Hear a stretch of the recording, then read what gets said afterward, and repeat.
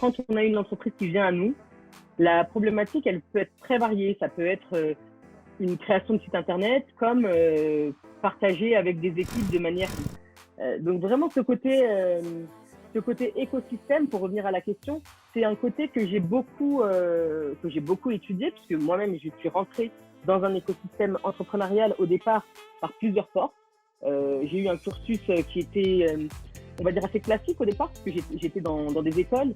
Et quand j'ai voulu sortir du système des écoles et monter ma boîte, je me suis vite retrouvée à OK, où est-ce que je vais là, et des échanges, éventuellement même une filiale.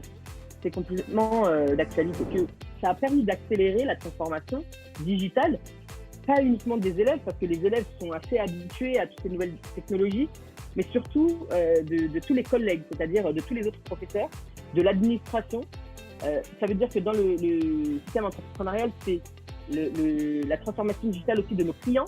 Donc les clients que j'ai actuellement, j'ai pu leur dire, OK, bah, vous inquiétez pas, on va utiliser tel outil, on va gérer le projet de telle manière, on va faire des conférences.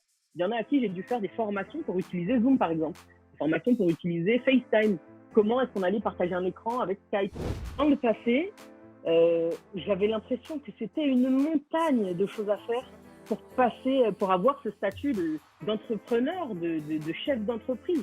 Pour moi, c'était une montagne. Et donc, je ne me considérais pas chef d'entreprise tant que je n'avais pas un document qui me disait « vous êtes chef d'entreprise ». Dans mon entourage, les gens n'ont pas compris, peut-être qu'il y en a qui ne comprennent toujours pas, pourquoi quelqu'un qui est diplômé, qui pourrait avoir un poste avec un haut salaire, de haute fonction, pourquoi aller vers l'entrepreneuriat?